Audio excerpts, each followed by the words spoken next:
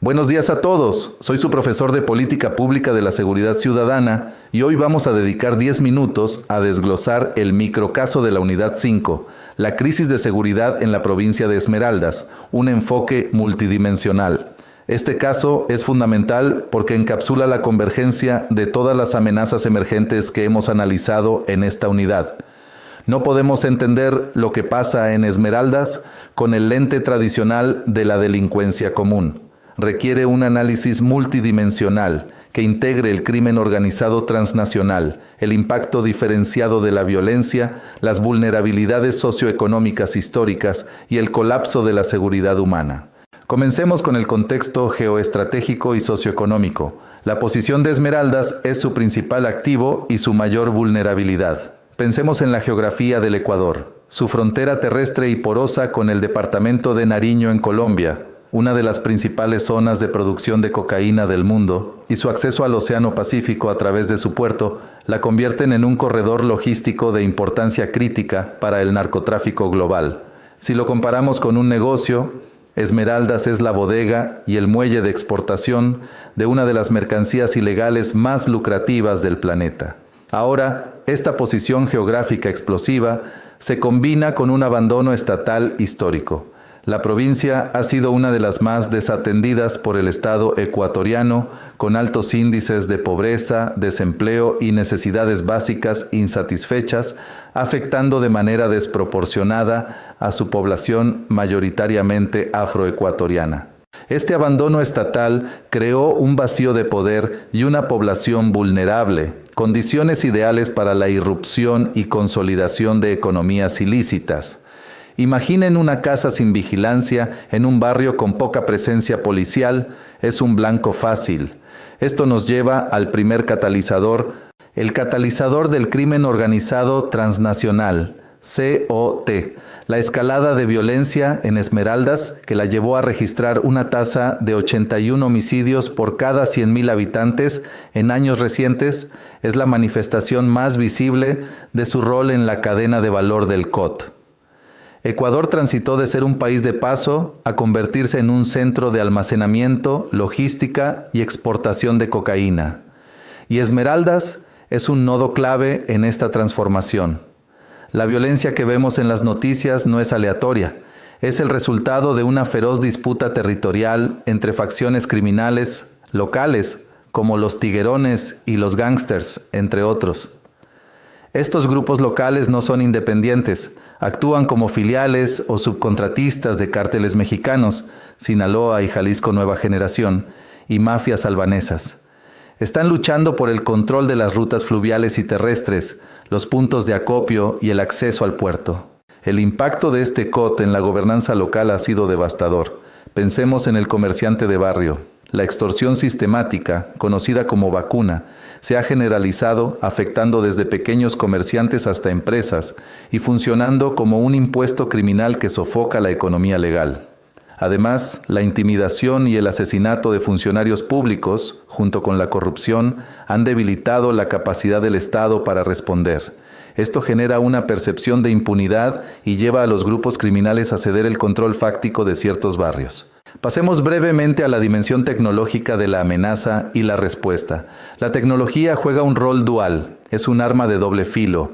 Los grupos criminales utilizan plataformas de mensajería encriptada para coordinar sus operaciones y emplean las redes sociales como herramientas de propaganda y terror, difundiendo videos de ejecuciones, un claro ejemplo de delito ciberfacilitado. Por otro lado, una respuesta estatal que busque ser más estratégica podría emplear Big Data para analizar patrones de violencia, georreferenciar incidentes e identificar redes criminales a través del análisis de comunicaciones o SINT. Sin embargo, aquí es donde entran los dilemas éticos del C3. En una provincia con una población étnica históricamente discriminada, el uso de algoritmos de policía predictiva entrenados con datos de arrestos pasados correría un riesgo extremadamente alto de perpetuar y amplificar sesgos raciales. El despliegue de tecnologías de vigilancia, como el reconocimiento facial, podría ser percibido como una herramienta de control social contra una población ya marginada, erosionando aún más la confianza en el Estado y violando derechos fundamentales a la privacidad y la no discriminación. Cualquier implementación tecnológica requeriría una rigurosa evaluación de impacto ético, EIA, y mecanismos de supervisión ciudadana para ser legítima. Finalmente, abordemos la crisis humanitaria y la lente de la agenda MPS. Lo que sucede en Esmeraldas trasciende la definición de un problema de seguridad pública convencional. Presenta las características de un conflicto armado de baja intensidad y una crisis humanitaria. La violencia es sistémica. Los actores armados no estatales controlan territorio y la población civil es la principal víctima. Aquí es indispensable el marco de la Agenda de Mujeres, Paz y Seguridad, MPPS. El impacto de la crisis es marcadamente diferenciado por género. Los hombres jóvenes son las principales víctimas de homicidio y el objetivo principal del reclutamiento forzado por parte de las bandas. Negarse a unirse a un grupo a menudo equivale a una sentencia de muerte para ellos o sus familias. Por su parte, las mujeres y niñas enfrentan una gama diferente de violencias. La violencia sexual es utilizada como arma de control y castigo. Se ven forzadas a roles de servidumbre dentro de los grupos, y como madres, hermanas o parejas, sufren la pérdida de sus seres queridos y la carga de mantener a sus familias en un entorno de colapso económico y social. Su movilidad está restringida por el miedo, limitando su acceso a la educación, el trabajo y los servicios de salud. Si una política de seguridad ignora estas realidades, está destinada al fracaso. Aplicar la agenda MPS implicaría asegurar la participación de las lideresas y organizaciones de mujeres de Esmeraldas en el diseño de cualquier estrategia de paz y seguridad. Pilar de participación, crear mecanismos específicos para protegerlas de la violencia de género. Pilar de protección, y abordar las normas de masculinidad tóxica que alimentan la violencia. Pilar de prevención. En última instancia, la crisis de Esmeraldas es un dramático ejemplo del colapso de la seguridad humana en todas sus dimensiones. La libertad del miedo es inexistente para sus habitantes, que viven bajo la amenaza constante de la violencia. La libertad de la necesidad también está comprometida, ya que la violencia y la extorsión han paralizado la economía local, destruyendo empleos y oportunidades. La seguridad personal está anulada por la tasa de homicidios. La seguridad comunitaria está destruida, con los lazos de confianza rotos y el tejido social desintegrado. La seguridad económica está socavada por la extorsión. Y la seguridad política está erosionada por la incapacidad del Estado para proteger a sus ciudadanos y garantizar el Estado de Derecho. Esto representa un fracaso total en el cumplimiento de las metas clave del ODS 16. La meta 16.1, reducir la violencia, está en retroceso agudo. El acceso a la justicia, meta 16.3, es una quimera en un entorno de miedo e impunidad. La lucha contra el crimen organizado, meta 16.4, y la corrupción, meta 16.5, ha sido hasta ahora ineficaz. La confianza en las instituciones, meta 16.6, está en su punto más bajo. La lección que nos deja Esmeraldas es la tesis central de esta unidad. La seguridad no puede abordarse de forma aislada. Esta crisis es el resultado de una convergencia de factores: la dinámica global del crimen organizado, el abandono histórico del Estado, la exclusión social y económica y la erosión de la gobernanza.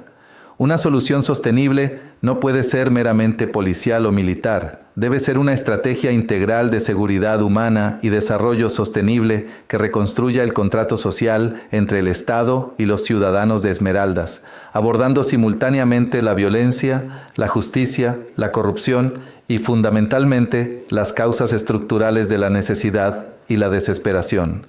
Como próximo paso, me gustaría que me digan qué medidas concretas, además de la policial y militar, creen que se deben implementar en Esmeraldas para abordar las causas estructurales del conflicto. Bien, para dar por terminada la sesión del día de hoy, les quiero recordar que deben revisar todas las actividades que se encuentran cargadas en el aula virtual y deberán realizarlas en el tiempo establecido. No se olviden que uno de los requisitos para aprobar el curso es que deben tener todas las actividades completas. Una vez más, quiero indicarles que en el caso de tener alguna duda sobre la clase, pueden realizar sus preguntas al agente virtual de la materia. El enlace que los llevará directamente a conversar con el agente se encuentra cargado en la plataforma virtual en el apartado de la información general del curso. Si luego de conversar con el agente virtual siguen teniendo dudas, pueden realizar sus preguntas en el grupo de WhatsApp de la asignatura. Allí los asistentes de cátedra les ayudarán respondiendo sus preguntas. Además de eso, también tienen disponible un foro de dudas dentro del aula virtual, donde podrán dejar sus inquietudes para ser resueltas. Pasen bien, señores estudiantes, y nos vemos en la próxima clase. ITESUT, Instituto Superior Tecnológico Universitario de Transporte.